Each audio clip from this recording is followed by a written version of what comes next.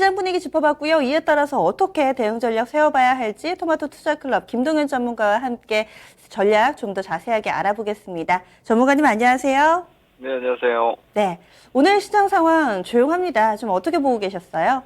네, 일단 박스권 안쪽에서의 반등이 최근에 좀 단기적으로는 꽤 나왔습니다. 1940대에서 지금 2010포인트까지 나왔기 때문에 단기적으로는 반등폭이 꽤 나왔는데, 반등 에너지 자체가 좀 약화되는 구간까지 좀 들어왔다고 보시면 될 것 같습니다. 아래쪽으로 1970 이하가 좀 언더슈팅이었더라면 위쪽으로는 이제 2020짜리부터는 또 저항 시작이기 때문에 시장 반등에 대한 어떤 연속성이 이제 좀 약화되고 종목별 순환매가 연결되는 정도의 구조이기 때문에 연속성은 종목별로 좀 떨어진다. 이런 관점에서 보시면 될 것 같습니다.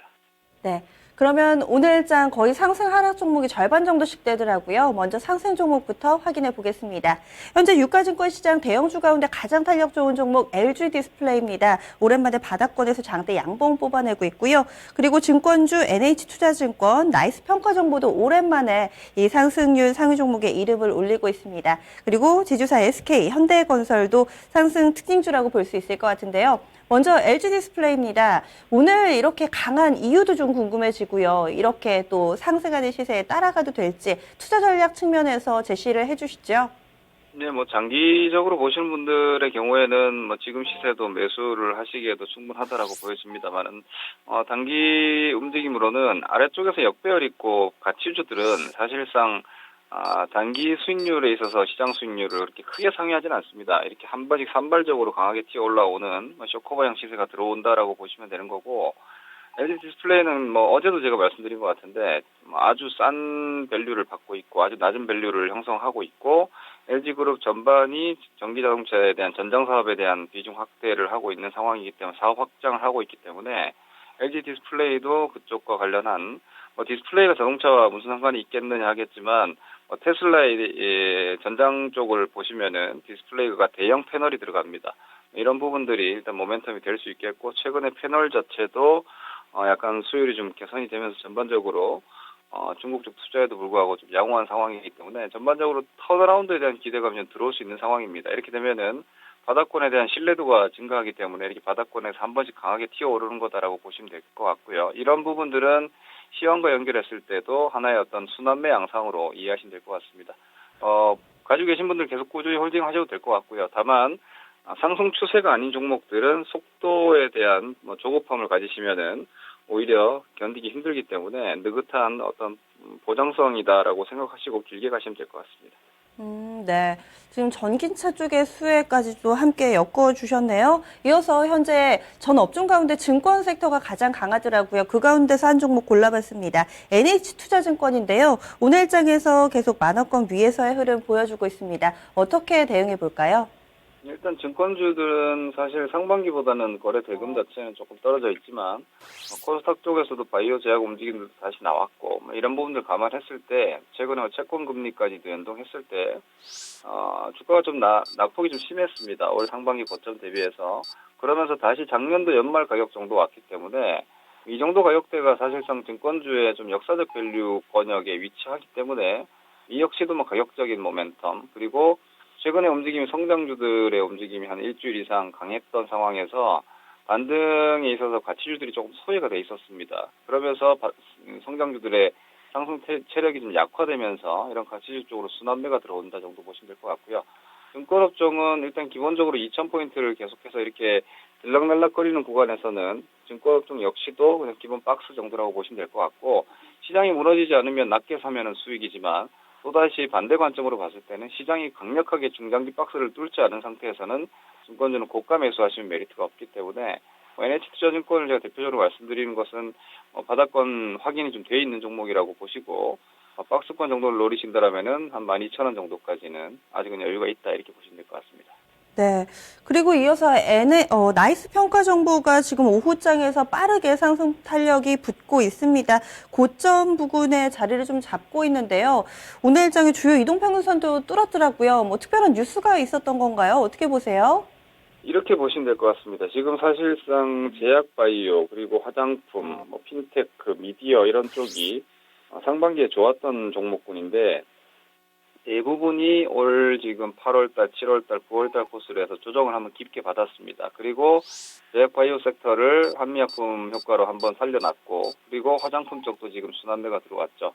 이런 쪽은 사실 중장기적인 성장 모멘텀들이 아직까지는 완전 소멸된 게 아니죠. 시세가 반영됐느냐 아니냐에 대한 싸움을 한 것이기 때문에 나이스 평가 정보 같은 경우에도 인터넷 금융 쪽에 대한 어떤 뭐 사업 확장이 이루어진다라면은 충분히 모멘텀을 유지할 수 있기 때문에 다만 얼마나 반영돼 있냐는 기술적인 관점이다라고 보면 주가가 15,000원 대비해서 10,000원까지 빠진 상황에서 모멘텀이 소멸된 게 아니기 때문에 순환적인 성장주 반등 역할을 하고 있다 이렇게 보시면 되고 기술적으로 대부분 이런 패턴들의 종목들이 지금 121선을 회복하고 정고점 돌파까지는 이루어지지 않습니다. 그렇다면은 나이스 평가 정보 같은 경우는 121선 지금 11,000원 돌파가 이루어지고 있고 그렇다면 위쪽으로 한 3,000원 정도의 룸은 아직 나오기 때문에 그런 어떤 전략적인 포지션으로 대응하시면 될 것 같습니다.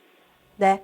이어서 하락으로 넘어가겠습니다. 한미약품 어제 한 차례 좀 급등을 하고 장 마감한 이후에 다시 또 긍정적인 공시 내놨음에도 오늘 약간 좀 밀려납니다. 이어서 포스코도 오늘 하락 종목 가운데 하나고요. 삼성 SDI, 코미팜, 한온시스템 정도로 좀 압축해봤는데요. 먼저 오늘 제약바이오는 쉬어가더라고요. 한미약품 어제 상승폭을 일부 반납하고 있습니다. 어떻게 보고 계신가요? 네, 한미약품이 이제 700만 달러라고 하면 이제 계약금 기준으로 한 70억 정도 되는 거고 총 규모가 8,500만 달러니까 대략 한 900억 정도 됩니다. 너무 적어 보이죠? 너무 아주 강력하게 몇 수조 원대 계약들을 해왔었기 때문에 이 정도 가지고 신고가를 만들지는 못한다라는 걸 좀 보여주는 것 같고 어제도 의견을 드렸지만 뭐 한미약품과 한미사이언스는 분명히 레벨업 구간에서 유지는 좀 당분간 될 것 같습니다. 박스권이 제일 유력하다라고 보여지고 다만 이번 10월 말이나 올해 상반기처럼 아주 연속적인 그 추세 상승을 급등세로 기록을 하는 것은 쉽지 않아 보입니다.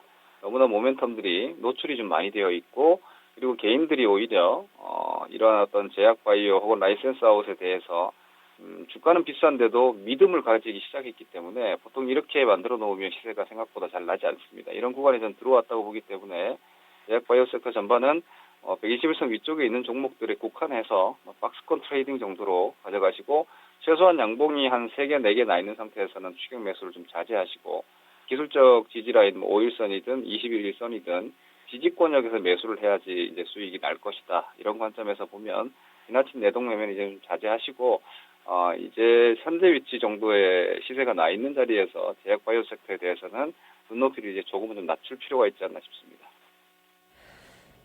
이어서 포스코도 보겠습니다. 이 종목에 대해서는 여러 차례 싸다, 정말 싸다 좀 강조를 해주셨는데 오늘 다시 한번 52주 신저가 터치 나옵니다. 계속해서 부진한 흐름인데요. 어떻게 대응을 해볼까요?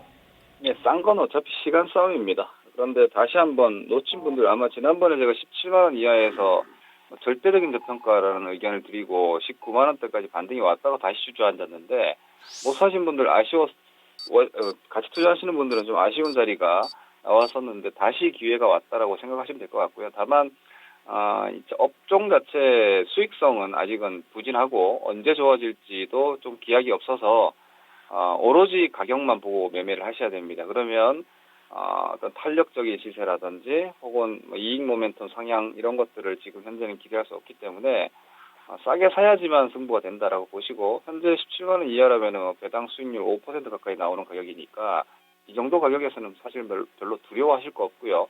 그동안 3, 4년 동안 여러분들이 낙폭과대에 매수하셔가지고 힘든 분들이 많으셨을 텐데 그거는 주가만 고점 대비해서 단기 기술적인 하락이 나왔기 때문이고 지금은 밸류에이션 자체가 뭐 PBR 0.3배에 배당 수익률 5% 나오는 가격이면 두려워하지 마시고 매수하셔서 설령 더 낮은 가격을 보더라도 안 팔면 되는 겁니다. 이런 가치 투자는 성장형 투자처럼 속도를 추구하거나 상대 수익률을 추구하시는 것이 아니라 절대 수익률 관점으로 1년이고 그 이상이고 가시면서 배당 수익 취하고 시세 차익 노리는 관점이니까 부진한 오히려 철강 업종이기 때문에 이런 가격이 나왔다라는 관점으로 보시면 실적 별 신경 쓰지 않고 매수할 수 있는 자리다라고 보시면 될 것 같습니다. 네, 진드간이 보시는 분들께 적합하겠네요. 그리고 한 종목만 더 보겠습니다. 삼성 SDI는 오늘 6거래일 만에 약간은 좀 쉬어갑니다. 낙폭이 깊지는 않은데요. 현재 구간에서 좀 따라가도 될지 좀 그동안 보셨던 분들은 망설이실 것 같아요. 어떤 의견 주시겠어요? 주도주 공략을 목적으로 하시는 분들은 저는 지금 전기차 섹터는 최소한 대형주 하나 혹은 뭐 소재 섹터 소재 쪽에서의 중소형주 하나는 사고 보조주입니다. 주도주 매수는 지나치게 낮은 가격을 욕심내면은 못 사기 때문에 일단 사고 밀리면 더 산다라는 관점으로 접근을 한다면은 저는 지금 SDI의 위치도 충분히 매수권이라고 일단 보고 있고요. LG화학이는 좀 같이 묶어 보시는 게 낫겠고, 주도주는 저는 LG화학이라고 봅니다. 넘버원을 뽑는다면 LG화학이라고 보고 있고, SDI도 어차피 뭐 같은 섹터로 동일하게 묶여갈 것이기 때문에 이 두 종목은 대형주 쪽에서 반드시 일단 편입이 필요하다 이렇게 계속 보시면 될 것 같습니다. 네. 그럼 전반적인 시장에 대해서 지수에 대해서는 박스권 의견 꾸준히 주셨는데요. 변화는 없으신가요? 마감 전략 정리를 해주시죠. 네, 뭐 지수가 많이 떨어졌다가 튕겨 올라오는 뭐 반발 반등은 이제 약화됐다 이렇게 보시면 되겠고요.